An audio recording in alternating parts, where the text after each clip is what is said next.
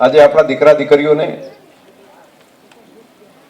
શાળાની અંદર પ્રવેશ અપાવતા હું ખૂબ ગૌરવ અનુભવું છું, મને ખૂબ સંતોષ થાય છે. અને આ બધા હમણાં મોટા થશે, આમાંથી ઘણા બધા અધિકારીઓ બનશે, કોઈ પદાધિકારીઓ બનશે, કોઈ સમાજ જીવનના સારા નાગરિકો બનશે, ગામનું નામ ગૌરવવંતું કરશે. પણ મનમાં એ પણ વિચાર આવે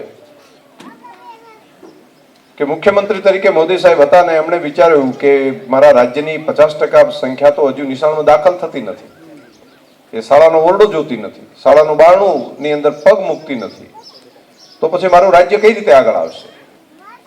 એટલે 100% દીકરા ને દીકરી બધાય ભણવા પડે. અને એવું એમણે આજે 20 વર્ષ પહેલા વિચાર કર્યો હતો. અને તમે જોજો એની અસર દેખાતી હશે કે 20-25 વર્ષની અંદર કેટલા સરકારી અધિકારીઓ બન્યા આપણે ત્યાં, કેટલા કર્મચારીઓ બન્યા હશે જિલ્લામાં, રાજ્યની અંદર કેટલી વ્યવસ્થા આરી બની હશે, કેટલા અલગ અલગ વ્યવસાય ધંધામાં ગયા.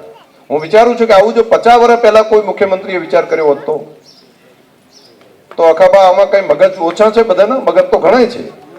આમાંથી કોઈ ડીએસપી હોત ને કોઈ ડીવાયએસપી હોત, કોઈ ક્લાસ 1 ઓફિસર હોત, અને ફોજદાર તો મોટા ભાગના થઈ ગયો. શરીર તો બધાના બરાબર જ હતા, શરીર હતા, હોશિયારી હતી, બધું હતું.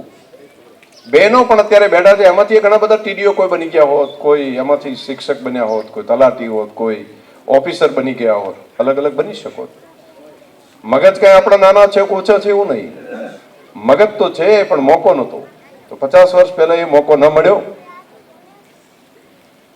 આ સરકાર આવી એને મોકો આપ્યો. આખી સરકારને મોદી સાહેબે ગામડે ગામડે મૂકી. એમને કીધું તમે જાઓ અને ગામમાં જઈને એક પણ દીકરો કે દીકરી એવું ના હોવું જોઈએ કે જે નિશાળમાં દાખલ ના થાય. 100% નામાંકન કરાવો, 100%. આ તમારી જવાબદારી છે. આખી સરકાર પહોંચે, મંત્રીઓ આવે અને દર વર્ષે કન્ટિન્યુ, 1 વર્ષ કરીને ભૂલી જવાનું નહીં, દર વર્ષે થવું પડે.